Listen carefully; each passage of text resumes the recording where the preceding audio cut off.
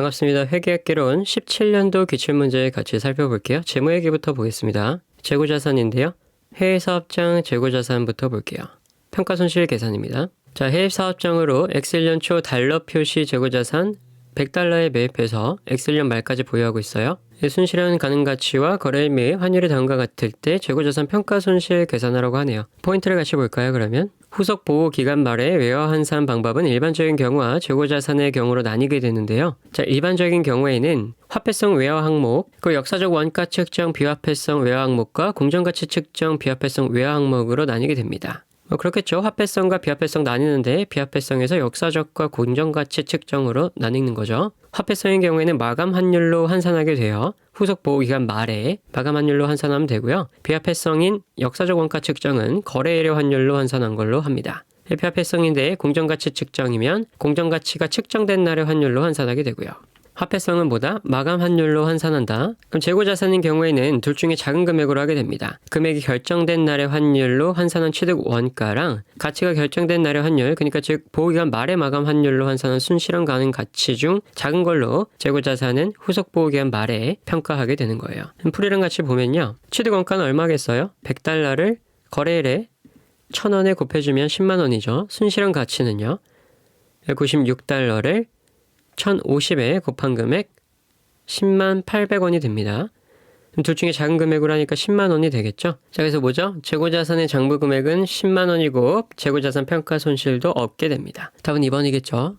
넘어가서 단기손익 계산 문제 볼게요. 실지 재고 조사했는데 기말수량이 3,500개로 확인됐고 문제에서 묻는 건 선입선출법을 적용할 때 X2년도 인식할 단기손익에 대해서 물었습니다. 그럼 중요한 게 뭐죠? 순실현 가능 가치가 얼마인지 중요하죠? T계정 그려놓고 기말재고자산 적을 때 뭘로 적죠? 이 350개로 적으면 되겠죠? 자, X1년도 기말재고자산 400만원 되어 있으니까 T계정 적을 때 기초에 400만원짜리 하나, 그리고 매입액 1150만원짜리 하나 적어놓고 기말은요? 기말은 단위당 원가가 1150원과 순실현 가능 가치인 1200원 중에 작은 금액인 1200원으로 3500을 곱해야겠죠? 그리고 대차 차익으로 나온 그 금액이 이제 매출원가로 단기손익이 될 겁니다. 풀이 볼게요. 자, 그렇죠? T계정 그려놓고 단위당 1000원, 단위당 1250원 적은 다음에 실제 수량의 순실현 가능 가치 적죠.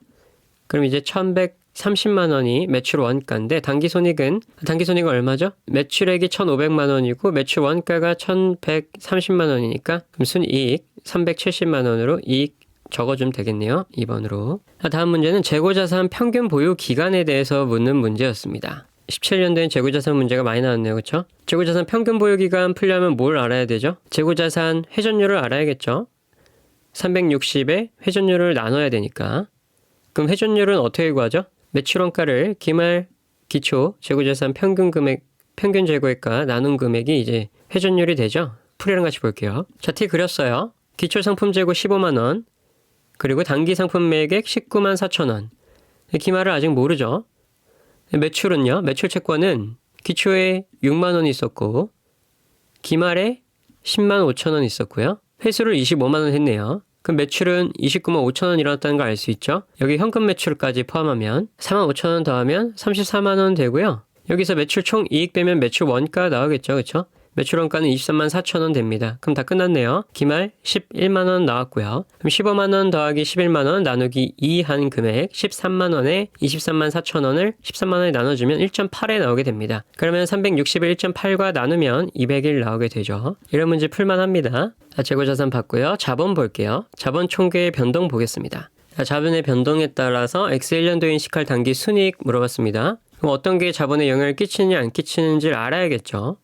풀이랑 같이 보겠습니다. 자, 보시면 자산은 400 증가했고 부채는 200 감소했어요. 그럼 자본은 600 증가했겠죠. 이제 거래 내역을 보면 유상 증자를 했네요. 자본의 증감에 포함되죠. 유증 50만 원 추가해주고요. 무상 증자한 건 영향 없습니다. 자본에. 현금 배당 80만 원 한 거 자본에서 빠져나가서 80만 원 마이너스 해야겠죠. 주식 배당은 영향 없어요. 자본에. 자기 주식 취득은요. 자본에서 빼줘야겠죠. 그리고 매도 가능 금융자산 기말 공정가치가 기초대비에 40만 원 증가했네요. 자, 평가 이익 해서 40만 원 적용해줘야겠죠. OCI에 들어가 있을 거니까요. 그렇죠? 그렇게 계산한 다음에 X로 두고 600만 원 나오게 한다 하면은 단기순이익은 650만 원인 거 알 수 있겠죠. 넘어갈게요. 자본 증가액 계산 문제네요. 자, 다음과 같은 자본 거래가 이루어졌는데 얼마나 자본이 증가했는가 물었습니다. 풀이랑 같이 보겠습니다. 자, 2월 1일 보통주 200주를 주당 1,500원에 유상 증자했어요. 그럼 200 곱하기 1,500 해서 30만원 증가했겠죠? 자기 주식 취득하면 뭐라고요? 차감한다고요. 5만원 차감하고 주식 소각하는 건 자본 증감에 영향 없죠. 금융자산을 획득하는 건요. 획득하는 것도 자본 증감에 영향이 없습니다. 왜? 금융자산으로 그냥 분류된 상태니까. 무상감자는요. 무상감자도 자본 증감에 영향이 없죠. 유상감자한 게 있네요. 유상감자 했으면 차감해줘야 되겠죠. 차감하고 금융자산 평가한 거는 증감에 영향이 있겠죠. 보니까 1,500원을 취득했는데 기 말에 1,200원 됐네요. 300원 차감해서 45,000원 차감하게 됩니다. 그래서 다 더해보면 125,000원 증가하겠네요. 답 4번 넘어갈게요. 자본 봤고요. 현금 흐름표 보겠습니다. 투자활동, 재무활동 각각 계산하는 문제인가 봐요. 투자활동의 순현금 흐름과 재무활동의 순현금 흐름을 구해봐라. 조금 어려워요. 외워놓은 게 없으면 어렵습니다. 구분한 게 없으면. 풀이랑 함께 볼게요. 자, 유상증자로 25만원 조달한 거 재무활동, 장기 차입금을 30만원 조달한 거 재무활동이에요. 구분할 수 있겠어요? 장기 차입금 했으면 투자활동 같아 보일 수도 있는 거예요. 조달했을 때 30만원으로 재무활동으로 분류하는 겁니다. 자, 엑셀련도 매출채권 나와있나요? 매출채권. 매출채권 잔액은 뭐랑 연결되어 있는 거죠? 영업이랑 연결된 거죠. 영업활동이랑. 그래서 영업활동이니까 신경 안 써도 되는 거예요. 경영성과회에서 엑셀련 3을 주주총회 결의를 통해 주주들에게 배당금으로 20만원을 지급했네요. 자, 배당금 지급 재무활동입니다. 배당금은 영업활동으로도 분류할 수 있는데 딱히 그런 말은 없으니까 지금 재무활동으로 분류합니다. 마이너스 20만원 적어주고요. 법인세 부채는 영업활동으로 분류합니다. 단계 유형자산을 총 원가, 자, 유형자산 나왔네요. 유형자산 취득, 처분 이런 거는 투자활동으로 분류돼요. 유형자산입니다. 재고자산 아니니까. 유형자산을 총 원가 150에 취득했습니다. 이 중 90만원은 금융리스로 취득했네요. 그리고 나머지 60만원 현금 지급했습니다. 그럼 현금 흐름 활동이니까 60만원 취득해서 차감해주면 되겠죠. 처분할 때는 취득원가가 80이었고 감가상각 누계액이 50만원인 공장 장비를 설비를 현금으로 매각했습니다. 그럼 30만원 일단 이익 잡고 유형자산 처분이익 10만원 또 인식했어요. 그럼 40만원까지 인식해줘서 계산하면은 투자는 마이너스 20, 재무는 35 플러스 나옵니다. 개념이 잡혀있지 않으면 상당히 어려운 문제라고 저는 생각합니다. 넘어갈게요. 자, 자세하게 궁금하신 분은 이거 한번 멈춰놓고 캡처해 놓으세요. 넘어갈게요. 다음 유형자산에서 재평가 모형 문제 보겠습니다. 감가상각 누계액 제거법을 활용한 거네요. 자, 회계 처리로 옳은 것 물어봤습니다. 풀이랑 같이 볼게요. 자, 건물을 100만원에 취득했습니다. 재평가 모형 적용했고요. 이중체감법으로 감가상각하고 있네요. 이중체감법이면 잔존가치 고려합니까? 안 합니다. 정률법이랑 이중체감법은 안 해요. 뭘 고려하죠? 기초장부금액으로 하는 거죠. 100에 0.4 곱하면 40만원이죠. 재평가일은 엑셀년 말 건물의 공정가치가 90만원이었답니다. 감가상각 누계액을 제거하는 방법으로 재평가액에 처리하면 어떻게 하는지 볼게요. 재평가 후에는 장부금이 60만원에서 90만원까지 올라갔죠. 그럼 재평가 잉여금 30만원이 증가한 거고요. 취득한 거에서는 10만원 감소한 게 되겠죠. 그래서 답은 1번 감가상각 누계액 40만원 잡고 건물은 10만원 줄어들고 재평가 잉여금 30만원 잡는 걸로 되겠네요. 그렇죠? 자, 감가상각 누계액으로 평가하는 거는 전액 제거와 비례적 제거가 두 가지 방법이 있는데 재평가 잉여금 또는 손실의 금액은 동일하게 됩니다. 넘어갈게요. 그럼 재평가 모형에서 단기 손익 계산하는 문제 보겠습니다. 자, 토지를 100만원에 취득했고 영업활동에 사용해 오던 중 X4년 초에 동토지를 115만원에 처분했습니다. X4년도에 포괄손익계산서에 인식해야 할 단기손익과 기타 포괄손익에 대해서 물었어요. 주세무는 토지에 대해서 재평가 모형을 매년 적용하고 있다고 되어 있습니다. 잉여금은 토지를 제거할 때 잉여금으로 대체하는 회계 처리를 한다 라고 되어 있죠. 풀이랑 같이 보겠습니다. 자, 100만원을 기준으로 쭉 봐서 X1년 말에 110만원이었죠. 여러분 잘 기억하셔야 돼요. 토지를 감가상각을 하겠어요? 근데 이런 문제 봤을 때 감가상각을 바로 시작하는 사람들이 있는데 유형자산 재평가 모형의 토지예요. 감가상각 하지 말고 자, 기말에 110만원 인식되면 OCI로 10만원 추가됐겠죠. X2년 말에는 90만원이면은 전개 인식했던 이 10만원 OCI를 먼저 차감한 다음에 남은 10만원을 단기손익으로 고려했었죠. 그 다음에 X3년 말에 120만원 됐으면 이 10만원은 단기손익 인식하고 이 OCI는 20만원으로 인식하겠죠. 여기서 포인트는 처분했을 때입니다. 처분을 120만원인데 115만원에 처분했어요. 그러면 이 차감된 금액을 OCI에서 빼겠어요? 아니라는 거예요. 처분했을 때는 단기손익 손실 처분으로 잡는 거예요. 그러면 단기손익은 손실 5만 원 일단 잡혀 있겠죠. 그 다음에 재평가 잉여금은 이익 잉여금으로 대체하는 회계처리를 한다고 했잖아요. 20만 원 이익 잉여금으로 대체돼서 0원이 남게 되는 거예요. 그래서 답은 4번이겠죠. 네, 넘어가겠습니다. 자, 다음 금융자산 볼게요. 금융자산의 손상입니다. FVPL 측정 범주와 특정 지분 상품으로서 기타 포괄 손익으로 인식하기로 선택한 금융자산은 기대신용 손실을 손실 충당금으로 인식합니까? 안 합니까? FVPL 인식 안 하죠. FVOCI랑 LC 금융자산은 인식하는데 FVPL은 손상차손 인식 안 하죠. 취득 시 신용이 손상되어 있는 금융자산 등 일정한 경우를 제외하고는 최초 인식 후에 금융상품의 신용 위험이 유의적으로 증가하지 아니한 경우에는 보호기간 말에 12개월이에요? 전체 기간이에요? 12개월이죠. 기대신용 손실에 해당하는 금액으로 손실 충당금을 측정하게 됩니다. FVOCI 측정 범주의 금융자산에 대한 손실 충당금은 단기손익에 인식합니까? 기타 포괄손익에 인식합니까? 재무상태표에서 금융자산의 장부가액을 줄여요? 아니면 줄이지 않아요? 볼게요. FVOCI에서 손실 충당금은 기타 포괄손익에 인식하고 장부가액을 줄이지 않습니다. 최초 인식 후에 금융상품의 신용 위험이 유의적으로 증가하였는지를 매 보호기간 말에 평가합니까? 평가할 필요 없습니까? 평가하죠. 신용 위험의 유의적인 증가를 평가할 때 기대신용 손실액의 변동이 아니라 금융상품의 기대존속 기간에 걸친 채무 불이행 발생 위험의 변동을 사용합니까?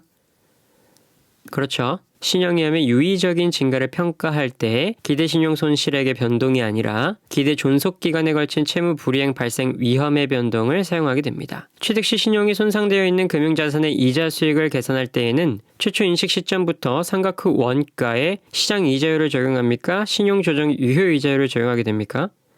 신용조정 유효 이자율을 적용하게 되죠. 다음 중간 재무 보고 보겠습니다. 직전 연차 재무 보고서를 연결 기준으로 작성했다면 중간 재무 보고서도 연결 기준으로 작성해야 됩니까?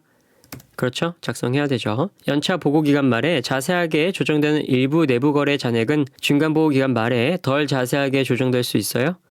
맞습니다. 계절적, 주기적 또는 일시적으로 발생하는 수익은 연차 보고 기간 말에 미리 예측해서 인식하거나 이연하는 것이 적절하지 않은 경우 중간 보고 기간 말에도 미리 예측하거나 이연할 수 없죠. 세무상 결손금의 소급공제 혜택은 관련 세무상 결손금이 발생한 중간 기간에 반영합니까? 안 합니까? 소급공제 혜택은 세무상 결손금이 발생한 중간 기간에 반영합니다. 자, 넘어가서 확정급여 제도 보겠습니다. 종업원 급여 문제네요. 자, 단기손익으로 인식할 퇴직급여 관련 비용에 대해서 물었네요. 그러면 양식 기억나시죠? 이 왼쪽 비용 항목에 적었던 거 다 더해서 입력하시면 됩니다. 한번 볼게요. 자, 풀이랑 같이 보면요. 비용자산 부채 현금 OCI에 적는다고 했었죠. 자, 이거는 그냥 심심해서 적은 거고요. 문제 푸실 때는 단기손익 물어봤으면 여기만 기입하셔도 돼요. 자, 이자 비용은 얼마인지 적으신 다음에 15,000원, 채무는 15,000원, 자산은 12,000원, 그럼 나머지 차액은 3,000원 들어오겠죠? 여기 보면 과거 근무 원가 하면 과거에 적어주시고 퇴직금 지급, 재측정 요소 이런 건 관련 없고요. 현금 출연 관련 없고 퇴직금 지급, 재측정 요소 관련 없죠. 단기 근무 원가 여기 25,000원 관련 있고요. 적어서 다 더하면 33,000원 나오게 됩니다. 33,000원 적어주시면 돼요. 자, 근데 이런 문제만 푸는 게 아니니까 같이 한번 볼게요. 기초금액 각각 적어주시고요. 이자까지 적었어요. 그럼 단기 적으면 부채 쪽에서 어느 거 적죠? 부채 그대로 적는 겁니다. 단기 근무 원가 비용으로 지출했으면 부채 그대로 마이너스가 아니라 그대로 25,000원 적어주는 거예요. 적립하면 현금으로 적립한 거 현금 나가주고요. 자, 지급해서 자산에서 지급했으면 부채에서도 차감해주고요. 과거 근무원가 들어가면 부채에서도 그대로 인식해줍니다. 실제로 지급되는 것들만 마이너스로 들어가는 겁니다.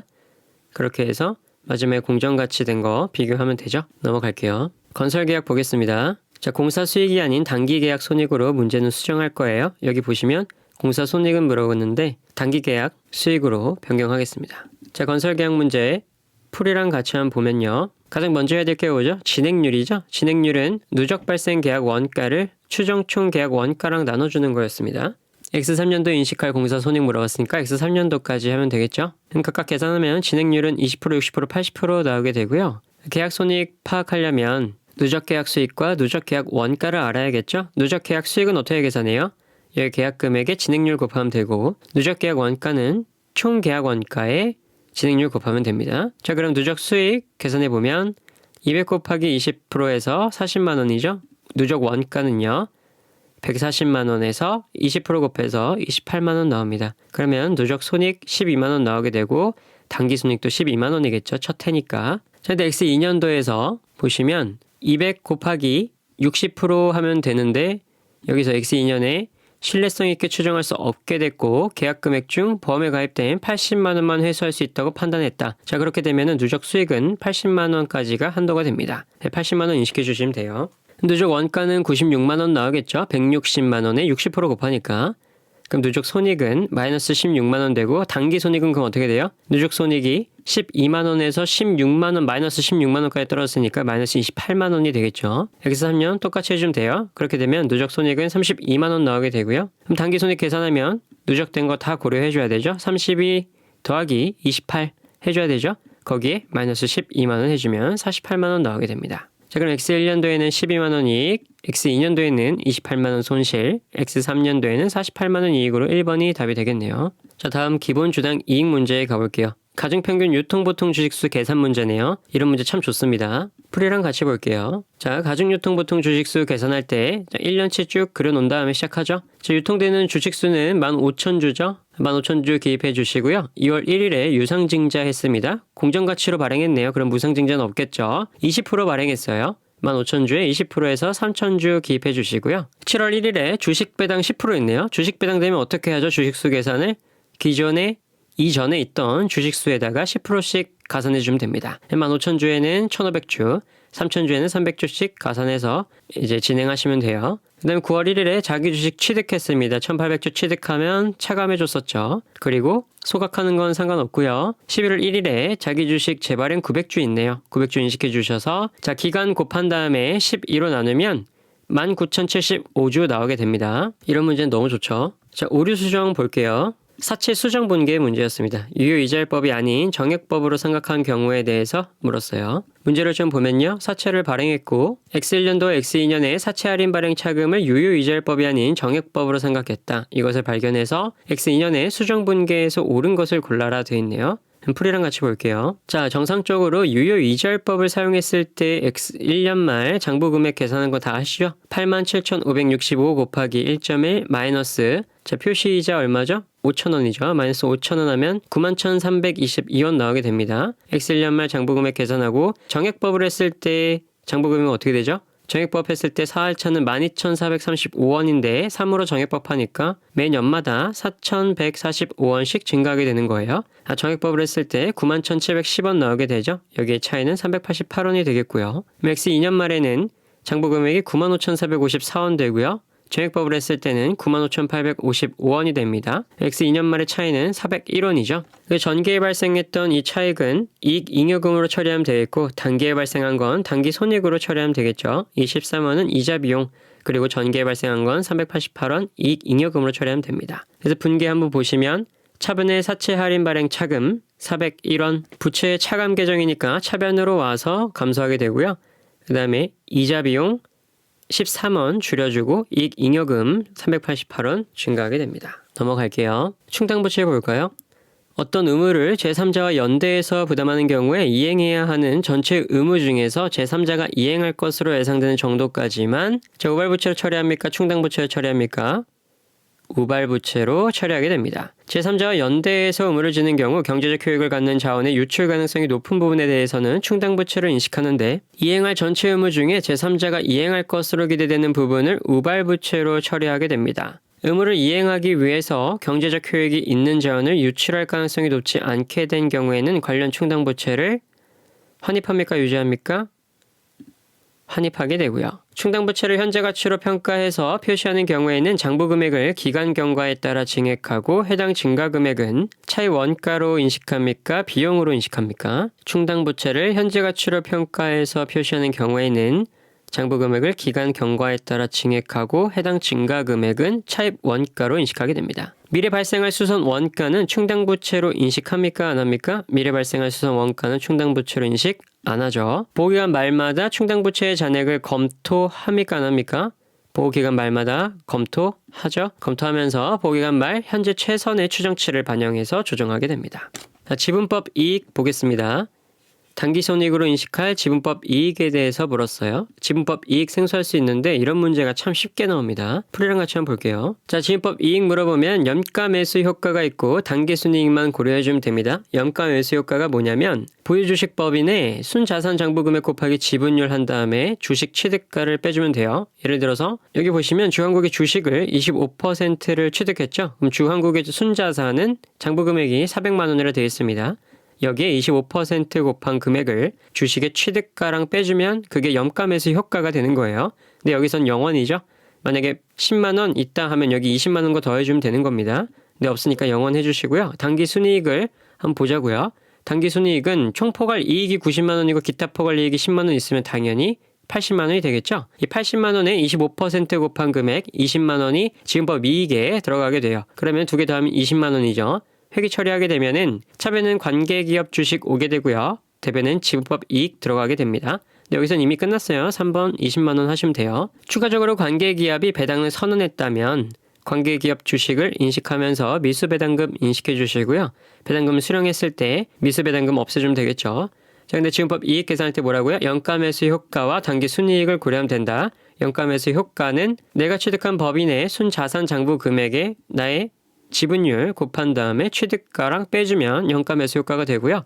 당기순이익은 다 알잖아요. 당기순이익 곱하기 나의 지분율 곱하시면 그게 지분법 이익이 되는 겁니다. 자, 이런 생소한 것들은 문제가 참 쉽게 나오니까 알고 넘어가면 좋겠죠. 자, 이렇게 연가매수 효과는 20% 이상 보유하는 경우에 적용하게 되고요. 순자산보다 싸게 사면 연가매수 차익, 순자산보다 비싸게 사면 영업권이라는 자산 항목에 편입하게 되는 거예요. 다음으로 영업부문 공시 보겠습니다. 별도로 보고해야 되는 부문 찾는 겁니다. 생소하죠? 저도 이 문제로 처음 봤습니다. 이거를. 자, 각 부문 당기순이익과 부문 자산의 내역이 나와 있고요. 영업부문에 대한 정보를 별도로 보고해야 하는 부문으로 옳은 것들만 모두 고른 것 물어봤습니다. 총 3가지가 있어요. 풀이랑 같이 보겠습니다. 자, 그 3가지가 뭐냐면 합계액 기준이 있고요. 당기손익 기준이 있고 부문 자산 기준이 있습니다. 합계액 기준은 10% 이상인 영업부문을 찾으면 되는데 자, 여기 보시면 부문 수익의 합계 있죠. 이 100만 원. 이 100만 원의 10% 이상인 것들만 찾으면 됩니다. 그럼 10만 원 이상인 것들은 가나 라마가 되겠죠. 그 다음에 당기손익 기준으로 하시면은 손실이 발생하지 않은 부문의 합계 또는 손실 합계액 중 10% 곱한 금액 중 큰 금액으로 기입하게 되는데 자, 무슨 말이냐면 부문 단기이익 쪽 보면요. 2만원, 만원, 그리고 4천원, 6천원 다 합하면은 4만원 되죠. 4만원 곱하기 10% 하면 4천원입니다. 그럼 손실 합계액은 15,000원 곱하기 10% 하면 1,500원이죠. 둘 중에 큰 금액인 4,000원 이상인 것들을 찾는다는 거예요. 무슨 기준으로? 절대치 기준으로. 그러니까 마이너스 4,000원 이상이면 되고 플러스 4,000원 이상이면 되는 거예요. 그럼 다 들어가죠. 가나다라 마바 다 들어갑니다. 자, 그럼 부문 자산 기준으로 하게 되면은 부문 자산 합계액 10% 이상 골라내면 돼요. 그럼 9만 원 이상 골라내면 가나 마 되겠죠. 어쨌든 3개 중에 한 개만 포함되면 되니까 여기 가나다라 마바 다 적용됩니다. 답은 5번이에요. 사업결합 볼게요. 이전한 자산이나 부채가 사업결합을 한 후에도 결합기업에 여전히 남아있고 취득자가 그 자산이나 부채를 계속 통제하는 경우에는 취득자는 그 자산의 부채를 언제로 측정하게 됩니까? 그리고 그 자산과 부채에 대한 차손익을 당기손익으로 인식합니까? 안 합니까? 취득일 직전에 장부금액으로 측정해야 되고요. 취득일의 공정가치를 측정하는 게 아니에요. 뭐를? 그 자산과 부채를. 무슨 자산과 부채요? 사업결합을 한 후에도 결합기업에 여전히 남아있는 이 자산과 부채인데 이 자산의 부채를 취득자가 통제하고 있습니다. 계속. 이럴 때에는 취득일 직전에 장부금액으로 측정하게 되고요. 당기손익을 인식하지 않게 됩니다. 취득자가 피취득자에 대한 지배력을 획득한 날은 일반적으로 취득자가 법적으로 대가를 이전해서 피취득자의 자산을 취득하고 부채를 인수한 날인 종료일이 됩니다. 그러나 취득자는 종료일보다 이른 날 또는 늦은 날에 지배력을 획득하는 경우도 있습니까? 네, 맞습니다. 그런 경우도 있어요. 취득자와 피취득자가 지분만을 교환해서 사업결합을 하는 경우에 취득자의 피취득자의 지분의 공정가치가 취득자 지분의 공정가치보다 더 신뢰성 있게 측정되는 경우가 있습니까? 없습니까? 있죠. 이 경우에 취득자는 이전한 지분의 취득일 공정가치 대신에 피취득자 지분의 취득일 공정가치를 사용해서 영업권의 금액을 상정하게 됩니다. 자, 무슨 말이냐? 지분만을 교환해서 사업결합을 하는 경우에 취득일에 피취득자의 지분의 공정가치가 취득자 지분의 공정가치보다 더 신뢰성 있게 측정되는 경우도 있다는 거예요. 이럴 때는 피취득자 지분의 취득일 공정가치를 사용해서 영업권의 금액을 산정한다는 거예요. 당연하겠죠. 과거 사건에서 생긴 현재 의무이고 그 공정가치를 신뢰성 있게 측정할 수 있다면 해당 의무를 이행하기 위해서 경제적 효익이 있는 자원의 유출 가능성이 높지 않더라도 취득자는 취득일의 사업결합을 인수한 어떤 부채를 인식하게 될까요? 자원의 유출 가능성이 높지 않답니다. 우발부채로 인식하게 돼요. 공정가치로 측정한 보상자산의 경우에 회수 가능성으로 인한 미래현금의 불확실성 영향을 공정가치 측정에 포함하였으므로 별도의 평가 충당금은 필요하지 않겠죠. 자, 이제 원가관리회계 보겠습니다. 결합 원가 계산부터 볼게요. 순실현가치법입니다. 자, 여기서 매출 총이익률 계산 문제인데요. 이제 결합원가 15,000원 있고 제품 A랑 제품 B로 나뉘게 되네요. 그래서 A와 B 제품 각각 7,000원과 3,000원의 추가 가공 원가가 발생되고요. 순실현가치법을 사용해서 결합 원가를 배분하면 제품 B의 총 제조 원가는 6,000원이 되고요. 매출 총이익률은 20%라고 합니다. 그럼 A는 매출 총이익률에 대해서 물었어요. 계산 같이 해볼게요. 자, 문제랑 같이 보면은 순실현 가능가치 있고 결합 원가 배분 있고 추가 원가 있고 그럼 매출 원가 나오게 되잖아요. 그쵸? 자, 우리가 알 수 있는 단서는 결합 원가 배분가 15,000원이다. 그리고 추가 원가가 각각 7,000원, 3,000원이다. 그리고 B의 매출 원가가 6,000원이다 까지 알 수 있죠. 그러면 결합 원가 배분된 게 B에 3,000원 배분됐다는 건 알 수 있습니다. 6,000원이 된 거니까. 근데 이게 0.2다 지금. 그렇게 되면 반면에 결합 원가 배분은 A에는 0.8이 들어오겠죠? 그럼 12,000원 들어오게 되고요. 자, 여기까지 알게 됐으면 우린 뭘 알 수 있죠? B의 판매 가격을 알 수 있습니다. 어떻게 알 수 있냐? B 곱하기 0.8은 6,000원이라는 걸 알 수가 있어요. 우리가 지금. 왜냐면 매출 총 이익률이 20%니까 남은 0.8은 매출 원가가 되겠죠? P 곱하기 0.8 하면 6,000원 나오게 되는 거예요. 그럼 P는 얼마예요? 7,500원입니다. 그럼 7,500원 빼기 3,000원 하면은 저 3,000원이 뭡니까? 추가 가공 원가죠? 그럼 순실현 가능가치 4,500원 계산되겠죠? 자, 이게 뭐라고요? 0.2%였다고요. 지금 이 0.2%는 매출 총 이익률을 말하는 게 아니에요. 지금 여기 15,000원에서 3,000원 배분된 거니까 0.2%라는 걸 알고 있는 겁니다. 자, 0.2%면 반대로 여기 0.8% 당연히 들어오겠죠. 그럼 여기가 얼마예요? 18,000원이 되죠. 4,500원을 0.2로 나누면 22,500원이고 여기서 4,500원 빼면 18,000원이니까 지금 다 끝났습니다. A의 추가 가공원가 얼마였죠? 7,000원이었어요. 그럼 반대로 오게 되면 X는 25,000원 나오게 되죠? 그럼 다 됐죠? 매출 총 이익률 계산하면 이익을 P랑 나누면 되잖아요? 25,000원 빼기 19,000원. 자, 판매 금액의 매출원가 빼면 이익이니까 여기서 25,000원 나눠주게 되면 24% 나오게 됩니다. 쉽지는 않았어요. CVP 분석에서 영업이익 계산 문제 보겠습니다. 주세무의 매출액은 72만 원입니다. 3월에 공원 이익률 54%, 영업 레버리지도는 3이다. 자, 영업 레버리지도 공식 기억나셔야 돼요. 고정 원가인 광고비를 3월보다 3만 원 증가시키면 매출이 3월보다 10% 증가하며 공원 이익률에 변화는 없다네요. 이럴 때 광고비 3만 원 증가시킬 때 4월에 영업이익 물어봤습니다. 같이 한번 풀어볼게요. 자, 그럼 3월에 매출이 70만 원이면 CM은 얼마죠? 37만 8천 원이죠. 자, 레버리지도 공식 기억나요? CM을 영업이익과 나누는 겁니다, 지금. 그럼 CM이 37만 8천 원이니까 영업이익은 12만 6천 원 자연스럽게 나오게 되겠죠? 그럼 CM에서 영업이익 빼면 뭐가 나오죠? 고정원가가 나오죠. 고정원가는 25만 2천 원이고요. 그럼 4월에는 28만 2천 원을 지출하게 되는 거겠죠. 4월 보면요. 매출은 10% 증가하니까 77만 원 되고요. 공원 이익률은 변화가 없어요. 77%에 0.54 곱하면 41만 5,800원 나오고요. 고정 원가는 28만 2천 원 지출하게 되죠. 그럼 영업이익은 자연스럽게 13만 3,800원 나오게 됩니다. 여기서 포인트는 뭐였어요? 레버리지도 계산할 때 공원 이익을 영업이익에다 나눈다. 알고 계셔야 됩니다. 자, 우리 본 김에 이거 보고 가죠. 자, 실제 매출액 10만 원이고 실제 고정원가 3만 원 있습니다. 변동 원가율은 60%고 법인세율은 20%라는 자료가 나와 있으면 다 구하실 수 있어야 돼요. 변동 원가율이 60%면 반대로 공원 이익률은 40%라는 소리고요. 지금 공원 이익은 얼마겠어요? 실제 매출액이 10만 원이니까 4만 원 되겠죠. 그럼 영업 이익은 얼마죠? 공원 이익에서 고정 원가 빼면 영업 이익 나오니까 만 원인 걸 알 수 있고요. 세후 이익은 얼마예요? 만 원에 법인세율 20%니까 0.8 곱한 8천 원이 되겠죠. 영업 레버리지도는요. 공원 이익에 영업 이익 나눈다고 했습니다. 4 나오고요. 자, 영업 레버리지도가 4니까 판매량이 5% 증가하면 영업 이익은 어떻게 돼요? 4 곱하기 5%에서 20% 증가하게 되는 거예요. 그럼 여기서 안전 한계율 계산해 보세요. 영업이익 나누기 공헌이익해서 25% 나오게 됩니다. 자, 반대요. 영업 레버리지랑 반대죠? 자, 그럼 뭐라고요? 1 나누기 4 해도 되겠죠? 4분의 1에서 25% 나와요. 영업 레버리지도랑 안전 한계율은 반비례한다. 손익분기 매출액 계산할 때는 실제 고정 원가, 고정 원가 나누기 CMR, 공헌 이익률 나눠주면 된다. 수량 계산하려면 공헌 이익 넣으면 되고요. 매출액 계산하니까 공헌 이익률 넣은 겁니다. 자, 대충 감 잡히셨죠? 넘어갈게요. 자, 넘어가서 전부 원가 계산 볼게요. 최소 판매량 계산이네요.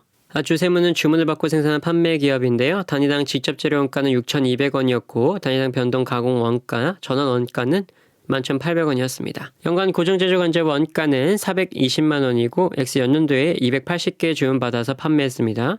매출 총 이익률은 25%였고 판매 가격과 원가 구조가 X 연년도 동일하다면 X 1년에 100만 원 이상 매출 총액을 얻기 위한 최소 판매량에 대해서 물었네요. 문제를 읽으면서 식이 세워지셨어요?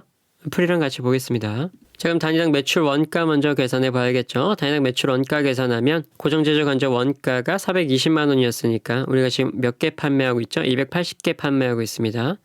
그럼 나눠줘서 단위당 원가 나오겠죠? 다 더해주면 33,000원 나와요. 단위당 판매 가격은 얼마였겠어요? 매출 원가가 33,000원이었으니까 매출 원가율에 나눠주면 판매 가격 나오겠죠? 매출 총 이익률이 25%니까 75%겠죠? 그럼 33,000원 나누기 0.7 하면 44,000원 나오게 됩니다. 그럼 최소 판매량 계산 어떻게 한다고요?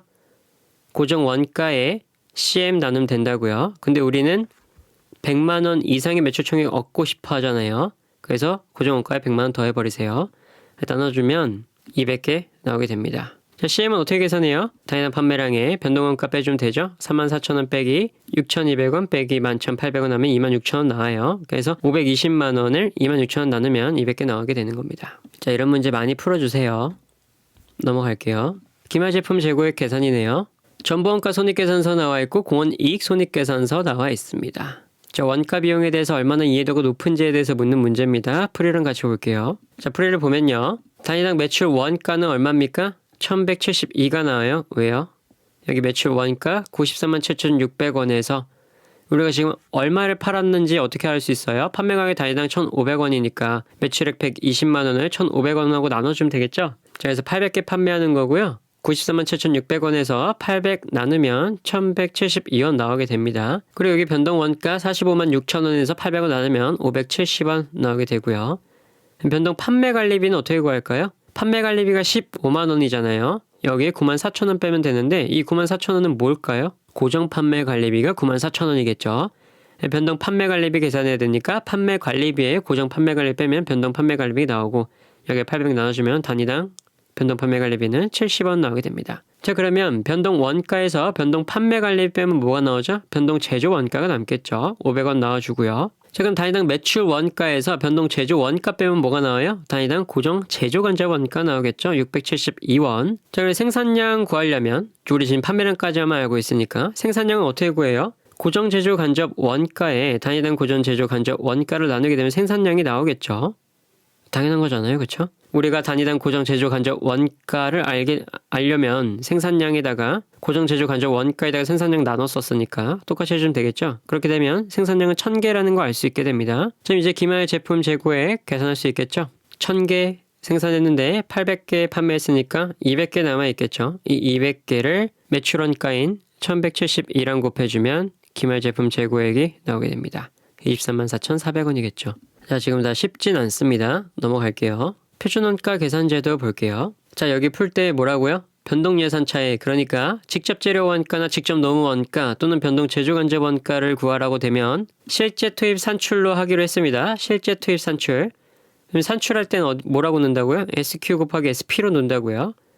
그래서 실제랑 변동의 차이는 가격 차이 또는 소비 차이라고 부르고 투입과 산출의 차이는 능률 차이라고 부르게 됩니다. 근데 이제 고정 제조 간접 원가를 계산할 때는 어떻게 기입하고 푸냐? 실제 넣고 예산 넣고 그 다음에 마지막에 SQ 곱하기 SP 넣으면 됩니다. 고정 제조 간접 원가 풀 때는 가운데에 예산이 나오게 되는 거예요. 그 실제랑 예산 차이는 예산 차이라고 하고 예산과 이 SQ 곱하기 SP니까 조업도 차이가 되겠죠. 문제 풀어볼게요. 직접 너무 원가에 대해서 계산하는 거니까 실제 투입 산출 계산 놓고 풀면 되겠죠. 같이 볼게요. 풀이랑. 자, 실제에는 116만 6,400원 들어오겠죠. 81시간 이 실제 직접 노무 시간 적용하게 돼요. 투입과 실제니까 거기에 14,400원 기입되는 거겠고, 그 다음에 예상에는 81시간 곱하기 SP입니다. SP가 들어오게 되죠. AQ 곱하기 SP니까 예상 투입은 얼마예요? 왜 72만 9천원이죠? 입률 차이가 43만 7,400원 분리라고 돼 있었으니까 116만 6,400원 빼기 43만 7,400원 하면 되겠죠. 그럼 72만 9천원 나오게 되니까 우리는 SP가 9천원이라는 걸 알 수 있어요. 그럼 예상 산출에는 몇 시간 들어가죠? 단위당 표준 직접 노무 시간이 83시간 들어갑니다. 우리 예산 산출은 실제 생산량과 단위당 표준 직접 노무 원가로도 표현이 가능하죠. 근데 우리는 아직 단위당 표준 직접 노무 원가는 몰라요. 그러니까 단위당 표준 직접 노무 시간 83시간을 9천에 곱한 74만 7천원이라는 건 알 수가 있어요. 자, 그러면 단위당 표준 직접 노무 원가를 계산할 수 있게 되겠죠. 300 곱하기 실제 생산량 300이니까 X는 74만 7천원이다 하면은 2,490원이 단위당 표준 직접 노무 원가라는 걸 알 수 있습니다. 그럼 고정 예산상의 직접 노무 원가는 예상 제품 생산량 곱하기 단위당 표준 직접 노무 원가잖아요. 지금 다 나왔죠? 고정 예산이 89만 6,400원이었으니까 89만 6,400원 나누기 2,490원 하면 360개 나오게 됩니다. 자, 그래도 그렇게 쉬운 건 아니에요. 우리가 평소에 풀던 이 실제 생산량과 단위당 표준 직접 노무 원가 이런 것들이 나와 있지 않았기 때문에 약간 거꾸로 가는 것들이 있어서 익숙하지 않으면 좀 어려울 수 있었습니다. 자, 근데 만약에 이렇게 표준 직접 노무 시간들로만 나와 있다 하면은 투입에는 실제 직접 노무 시간 들어가고 산출에는 뭐가 들어간다고요? 단위당 표준 직접 노무 시간이 들어간다. 자, 그렇게 해서 산출은 다른 표현으로 실제 생산량 곱하기 단위당 표준 직접 노무 원가로도 표현 가능하죠. 그래서 표준 직접 노무 원가 또는 표준 시간 이런 것들이 산출에 들어가게 됩니다. 자, 근데 실제 생산량은 이렇게 산출량이나 그다음에 고정제조 간접 원가 계산할 때 SQ, SP 구할 때 실제 생산량이 들어가게 되는 겁니다. 근데 이건 또 표준이겠죠. 표준 시간. 이것도 표준. 다 표준이 들어가게 됩니다. 자, 넘어갈게요. 다음 문제는 예산 고정 제조 간접 원가 계산이네요. 자, 고정 간접 예산 원가 나오게 되면 어떻게 적어놓고 한다? 실제 예산 그리고 SQ, SP 적어놓고 한다. 고정 제조 간접 원가 예산할 때 조업도 뭘로 한다? 기준 조업도로 한다. 지금 한번 해볼게요. 실제 제품 생산량은 45,000단위입니다. 그리고 제품 단위당 표준 직접 노무 시간은 2시간이 되고요. 자, 근데 조업도 차이가 16,200원 유리하답니다. 이쪽이 예산보다 16,200원 더 크다는 소리예요. 그럼 예산에서는 어떻게 기입해요? 예상 총 직접 노무 시간 기준 조업도 72,000시간 곱하기 SP겠죠. 자, 그럼 식 세워졌죠? 9,000아워 곱하기 SP 빼기 72,000시간 곱하기 SP는 16,200원이다. 그럼 SP는 0.9 나오게 되고요. 자, 그럼 여기 대입해주면 64,800원 나오게 되겠죠? 자, 2번 정답입니다. 종합 예산에서 현금 유입액과 매출 채권 잔액 계산 문제입니다. 자, 보시면 외상 매출금, 매출 채권에 관해서 현금 유입액과 매출 채권의 잔액을 파악하는 거네요. 그럼 한번 표를 그려보면서 해볼까요? 자, 11월달 채권은 10,000원 남아있고 12월달 채권은 6만원 남아있고 1월 건 35만원 인식되어 있죠. 자, 그러면 11월 채권은 원래 얼마였어요? 5% 나눠주면 원래 얼마인지 알겠죠? 20만원짜리였습니다. 그럼 20만원에 5% 곱해주면 10,000원 인식하시면 되고요. 그럼 남은 잔액 채권은 0원 되겠죠. 그럼 12월에 6만원짜리는 자, 2달 전이니까 5% 35% 더해서 40% 나눠주면 15만원짜리죠. 여기에 35% 곱하면 52,500원 나오고요. 잔액은 7,500원 남게 됩니다. 1월엔 60% 곱해서 21만원 되겠고요. 그럼 다 더하면 27만 2,500원에 현금 유입액 8만원 더한 35만 2천원이 현금 유입액이 되겠고요.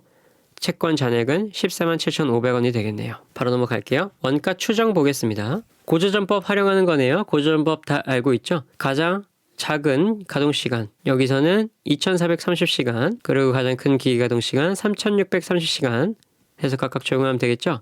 분자에 뭐가 들어오죠? 수선비가 들어옵니까? 가동시간이 들어옵니까? 이거 지금 나눠주는 이유가 뭐예요? 원가 계산하기 위해서죠? 원가가 주인공이니까 이 수선비가 분자로 들어오게 됩니다. 풀이랑 같이 볼게요. 자, 그렇게 각각 2,430시간의 수선비, 3,630시간의 수선비 빼주죠. 그래서 나눠주면 340원 나오게 됩니다. 자, 이게 변동 원가가 돼요. 그럼 고정 원가 어떻게 구하죠? 둘 중에 하나 아무거나 선택하면 되죠. 높은 거 선택하겠습니다. 3630 곱하기 340 한 다음에 더하기 x는 뭐가 나오죠? 기계수선비인 214만 9천원이 나온다. 이렇게 계산하는 거죠. 그럼 나머지 x가 고정 원가가 되겠죠. 당연하게 91만 4,800원이 됩니다. 그럼 7월 예상 기계 가동 시간 물어봤으니까 7월은 기계수선비를 200만 19,800원 추정하고 있네요. 그러면 변동원가는 340원이니까 340x 더하기 91만 4,800원 하게 되면 x는 3,250시간이라는 걸 알 수 있게 됩니다. 고저점법은 꼭 나올 겁니다, 아마. 자, 수고하셨습니다. 여기까지 할게요.